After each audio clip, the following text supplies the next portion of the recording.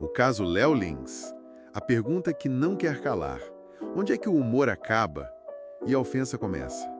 Qual o limite da liberdade de expressão para um comediante? Olha, nossa missão aqui é tentar desvendar essa situação toda com base no material que a gente recebeu. Vamos dar uma olhada na carreira do Léo Lins, no conteúdo daquele show, O Perturbador, que gerou a polêmica toda, o que a justiça decidiu e, claro, esse debate maior sobre liberdade e responsabilidade no humor aqui no Brasil. A ideia é entender os pontos principais dessa história, que é complexa, né? Então, para começar, quem é o Léo Lins, para quem não acompanha tanto? Bom, o Léo Lins é uma figura bem conhecida no stand-up brasileiro. Ele está na ativa desde 2004, mais ou menos. Ficou famoso por um tipo de humor mais ácido, que chamam de dark comedy também. Certo, aquele humor mais pesado. Exato. Ele teve passagem pela TV, né, no De Noite. Também escreveu livros, tanto sobre como fazer comédia stand-up, quanto livros de piadas mesmo, tipo o livro dos insultos. E ele construiu um público grande, sabe? Lotava teatros, tinha milhões de visualizações na internet. Um alcance considerável. E aí veio o Perturbador. Pois é. Esse foi o ponto de virada, digamos, o especial Perturbador, de 2022. Ele foi pro YouTube e, assim, bombou rápido. Mais de 3 milhões de views. Uau! Só que aí veio a ordem judicial para tirar do ar. E não parou por aí. O conteúdo levou a acusações formais do Ministério Público Federal. A coisa ficou séria.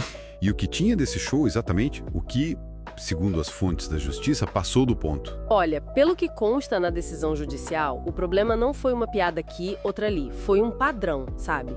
A análise da justiça aponta para ataques sistemáticos a vários grupos. Que tipo de grupos? Grupos minoritários, vulneráveis. Nos exemplos que a decisão cita, tem piadas sobre nordestinos, que foram vistas como desumanizantes, piadas sobre pessoas com deficiência e até umas partes que, para a justiça, pareciam minimizar a gravidade da escravidão ou beirar a apologia à pedofilia. Nossa! O ponto central para a justiça foi essa repetição, essa variedade de alvos. Por isso concluíram que era discurso de ódio mesmo, não só piada de mau gosto isolada, entende? Entendi. Pesado. E, diante disso, qual foi a resposta da lei? A consequência legal? A resposta foi bem dura, uma condenação a mais de 8 anos de prisão. Além disso, multas bem altas, que somando tudo podem passar de R$1 milhão, e também uma indenização por danos morais coletivos. Danos morais coletivos? Sim, reconhecendo que o dano não foi só individual, mas atingiu a dignidade desses grupos como um todo. E a base legal para isso foi principalmente a lei contra o racismo. Aquela que foi atualizada recentemente. Essa mesma, que passou a equiparar a injúria racial a racismo e até aumentou a pena para quando acontece em contexto de humor ou entretenimento. E usaram também o Estatuto da Pessoa com Deficiência. E tem um ponto aqui que é fascinante, juridicamente falando.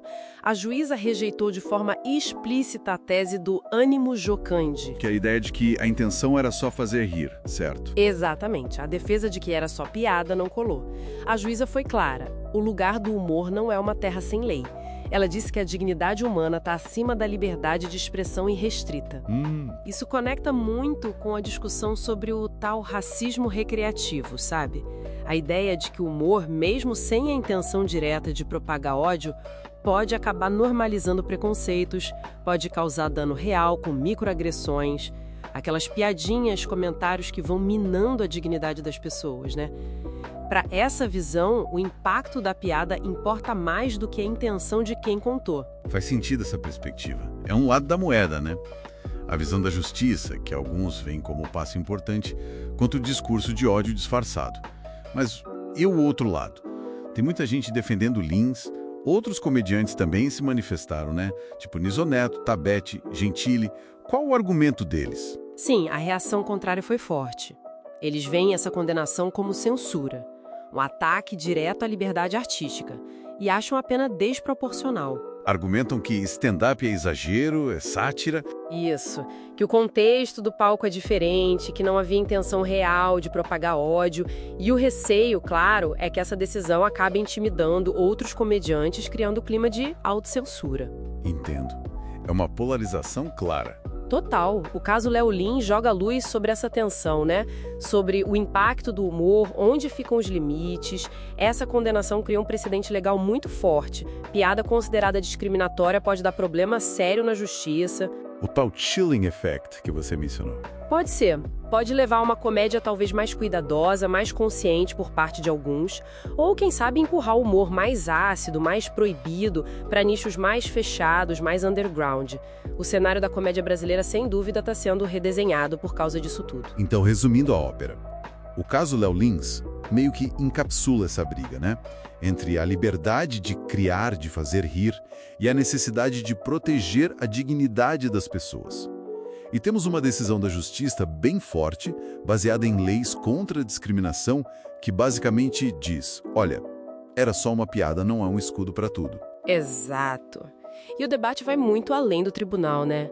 Ele deixa uma pergunta no ar, para todo mundo pensar um pouco. Se o humor tem mesmo esse poder todo de reforçar ou até de desafiar como a gente vê o mundo, qual é o nosso papel enquanto público que consome essa comédia na hora de definir o que é aceitável ou não na sociedade?